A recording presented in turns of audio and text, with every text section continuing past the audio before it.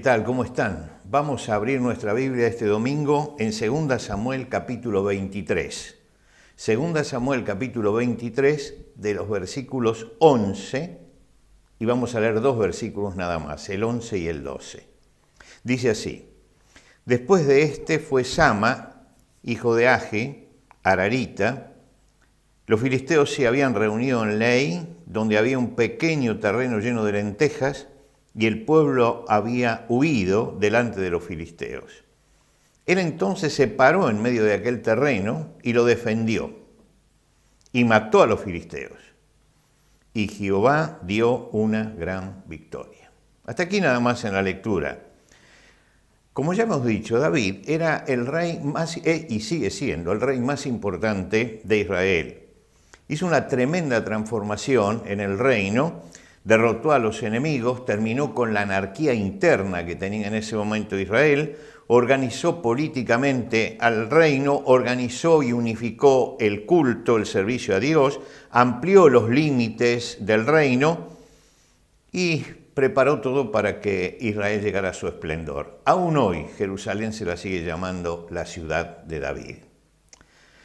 Pero no lo hizo solo, lo hizo con un grupo de hombres que lo acompañó, con un grupo de hombres que estaba con él y que él los recibió en la cueva de Adulam como hombres angustiados, afligidos, derrotados, y logró que fueran transformados por el poder de Dios y que formaran parte de un grupo victorioso.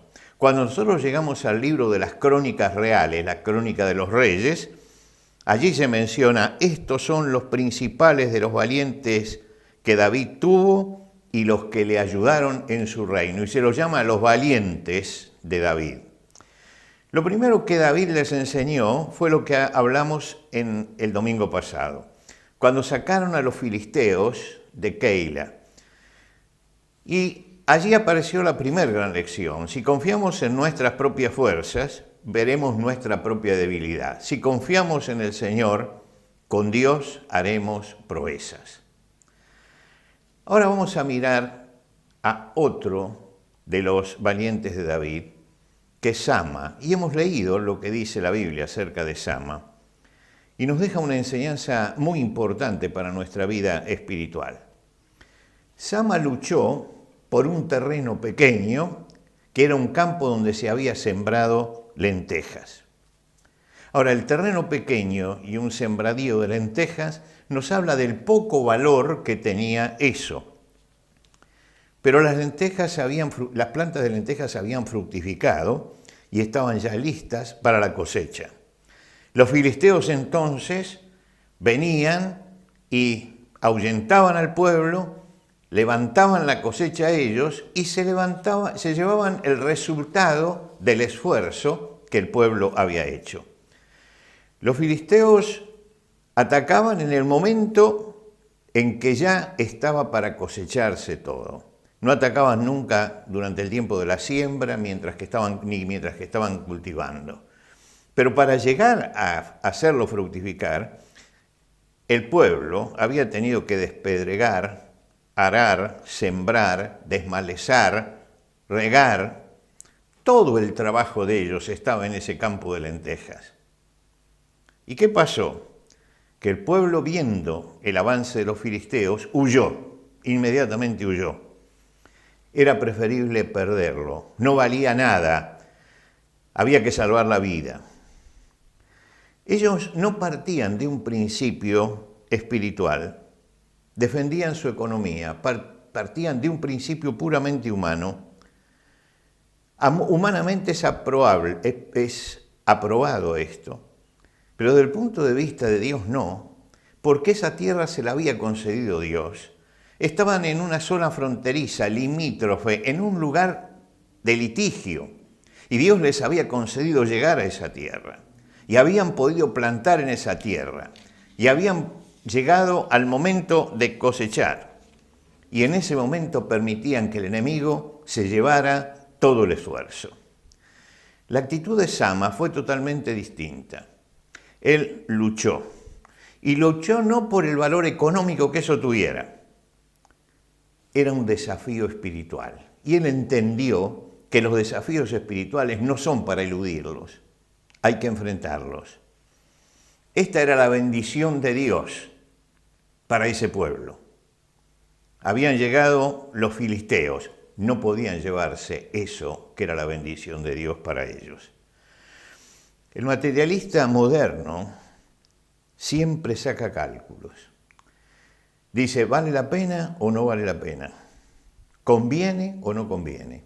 Pero cuando dice vale la pena o no vale la pena y conviene o no conviene, está pensando simplemente en el dinero, porque lo que manda es la economía. Aquí es un asunto de principios espirituales. No manda la economía acá. Si fuera por la economía hay que dejárselo. Pero acá hay un principio espiritual. No se van a llevar la bendición de Dios, ni van a destruir aquello que Dios nos dio. Es una forma de manifestar que uno tiene un compromiso con Dios. Y lo que manifestó Sama, batiéndose solo mientras el pueblo huía, es que él tenía un compromiso con Dios y que esos filisteos tenían que entender de qué lado estaba él y de qué lado estaba el pueblo. Se cuenta que cuando los tanques de Hitler cruzaron la frontera de Polonia, una anciana polaca salió al encuentro de los tanques y salió con un palo y empezó a amenazarlos. Y alguien la llamó y le dijo, abuela, esto es un absurdo. Fíjese que usted está amenazando a los tanques con un palo. ¿No ve que no sirve para nada eso? Y ella le dijo, sí, sirve para algo. Sirve para dejarles bien claro de qué parte estoy yo en esto. Y creo que Sama pensó esto. Les voy a dejar bien claro de qué lado estamos nosotros. Que no vamos a ceder ni lo mínimo, ni un campito de lentejas, ni ese un terreno pequeño, porque Dios nos ha concedido esto. Esto es una lucha frontal de fe. Sama no hizo cuentas, no preguntó cuántos son, se lanzó a la lucha frontal de fe. Hay muchos cristianos que son como este pueblo. Reciben a Cristo, la victoria en la vida cristiana, somos salvos por la obra de Cristo, pero muchas veces viene Satanás y comienza a arrebatarnos las pequeñas cosas, decimos nosotros. Y siempre viene Satanás a estorbar nuestra vida. Siempre está molestando allí. La lucha espiritual para el cristiano es permanente. Cuando uno ve la cruz de Jesús y ve el sufrimiento de Cristo y escucha el consumado es, sabe que ese es un grito de victoria. En la carta a los Hebreos se explica ese grito de victoria. En Hebreos dice, porque Él vino para destruir por medio de la muerte al que tenía el imperio de la muerte, esto es, a Satanás, al diablo. Es decir que eso es la obra de Cristo y es una obra terminal para destruir al diablo. Hay promesas de que un día, finalmente, Dios aplastará a Satanás bajo nuestros pies. Pablo lo dice a los romanos, y el Dios de paz aplastará en breve a Satanás bajo vuestros pies. Y un día nosotros vamos a escuchar, los reinos del mundo han venido a ser de nuestro Señor Jesucristo. Lo que quiere decir que la cruz es un lugar de victoria y de victoria terminal. El reino de Dios no puede ser vencido por el reino de Satanás. No va a ser vencido porque ya ha sido vencido. Y fue vencido en la cruz. Pero mientras tanto luchamos. Y si bien el reino de Dios no puede ser vencido porque tiene la victoria, yo tengo que vivir mi lucha personal porque yo sí puedo ser vencido. El reino va a seguir su marcha triunfal, pero yo personalmente puedo ser vencido, yo puedo caer, yo puedo ser reprobado en lo que estoy haciendo. Por lo tanto, es una lucha permanente la que tenemos. Y tenemos que defender eso que es mantener nuestra integridad como sea. Y la lucha espiritual es una lucha que empieza en el momento que llegamos a Cristo y que se continúa durante toda nuestra vida, toda nuestra vida. Sama era un valiente, y porque era un valiente, Dios le concedió la victoria. El rey Asa expresó justamente delante del enemigo esa dependencia de Dios. Y dice, oh Jehová, para ti no hay diferencia alguna en dar ayuda al poderoso o al que no tiene fuerza. Ayúdanos, oh Jehová, Dios nuestro, porque en ti nos apoyamos. En tu nombre venimos contra este ejército. Oh Jehová, tú eres nuestro Dios, no prevalezca contra ti el hombre. Asa sabía que estaba en inferioridad de condiciones, que él no podía vencer, pero buscó la compañía de Dios, buscó el poder de Dios y entonces se ganó la victoria. Dios le dio a uno de sus hombres más dotados, a Sansón, les dio una gran bendición. Fue consagrado a Dios desde su nacimiento y tenía una fuerza extraordinaria. Fue el hombre elegido por Dios. Dejó avanzar a los filisteos sobre su vida.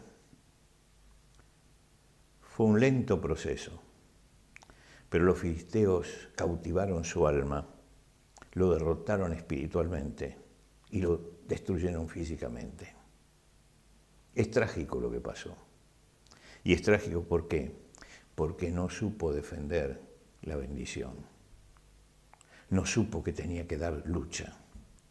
No supo ubicarse donde debía estar ubicado.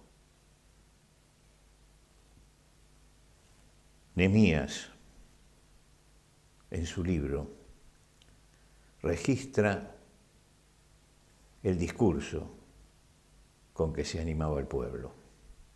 Y ese discurso era, no temáis delante de ellos, acordaos del Señor, grande y temible, y pelead por vuestros hermanos, por vuestros hijos y por vuestras hijas, por vuestras mujeres y por vuestras casas. Era un llamado a pelear, a dar batalla, a no bajar los brazos, a no pensar que, bueno, esto no tiene importancia. La batalla es diaria, sobre todas las cosas que nos presente Satanás, porque no nos tiene que sacar ni la mínima parte de la bendición de Dios.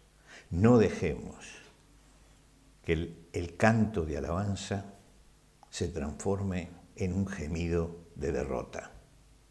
Mantengamos el espíritu de lucha